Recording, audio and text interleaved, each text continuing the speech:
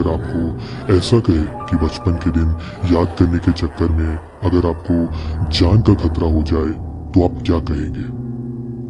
ऐसा ही कुछ हुआ हसन के साथ, जो कि अपने ऑफिस में बैठा काम कर रहा था। तभी उसका फोन बजने लगा। वो फोन उसके दोस्त अफन का था।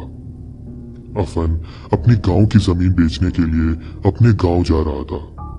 गांव जाने से पहले वो हसन को एक बार मिलने बुला रहा था। हसन शाम को अफन के घर चला गया। हसन को गांव की बात सुनकर अपने बचपन के दिन याद आ गए। उसके गांव में अब उसके जान पहचान का कोई नहीं रहता था, इसलिए उसे अपने गांव गए बहुत साल बीत गए थे। अफन ने हसन को कहा कि वो उसके साथ गांव चले। अफन अपनी जमीन बेच लेगा और हसन को गांव में रहने का मौका मिल जाएगा।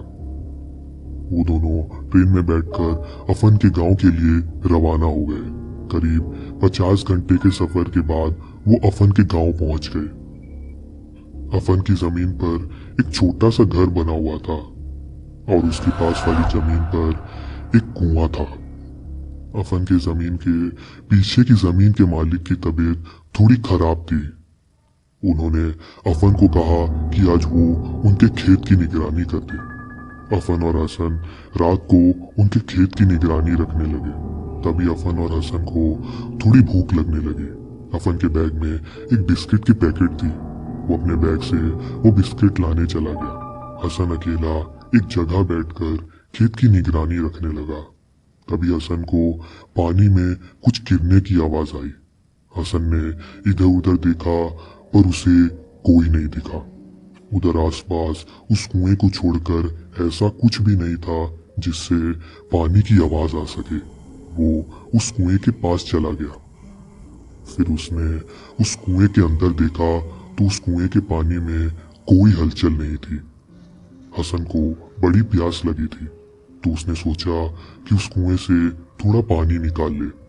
जैसे ही वो बाल्टी लेने मुड़ा तो उस कुएं के पास से एक आवाज आई, चले जाओ यहां से।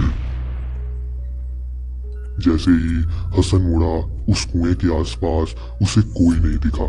हसन को ऐसा लगा कि जरूर अफन उसके साथ मजाक कर रहा है। हसन ने बोला कि नहीं जाऊंगा, क्या कर लेगा। और कुछ पल के लिए उस जगह बिल्कुल सन्नाटा छा गया। तभी कुएं के पास उसे शादी के जोड़े में एक औरत दिखी। उसका रूप देखकर हसन की हालत खराब हो गई, मानो उसका दिल बाहर को आ गया हो।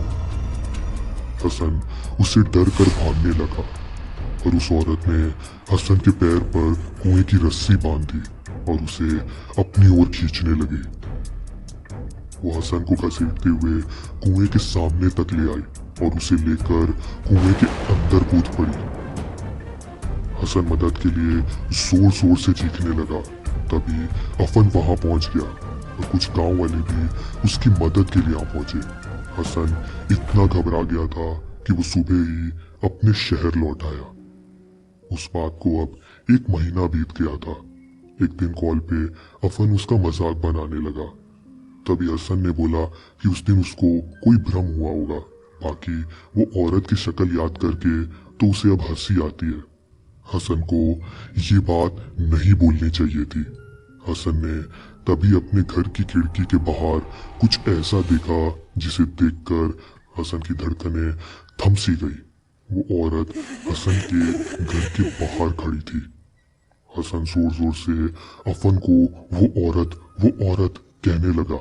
अफन को समझ आ गया था कि उस औरत ने हसन का पीछा नहीं छोड़ा है। अफन ने अपने जमीन के पीछे वाली जमीन के काका को फोन लगाया और उन्हें सारी बात बताई।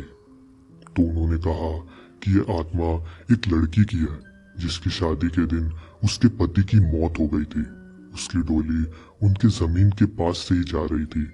जब उसे ये खबर मिली कि उसके पति की मौत हो चुकी है तो वो ये सदमा बर्दाश्त नहीं कर पाई। उसे सामने ही वो कुआं दिखा। उसने उस कुएं में कूदकर अपनी जान दे दी।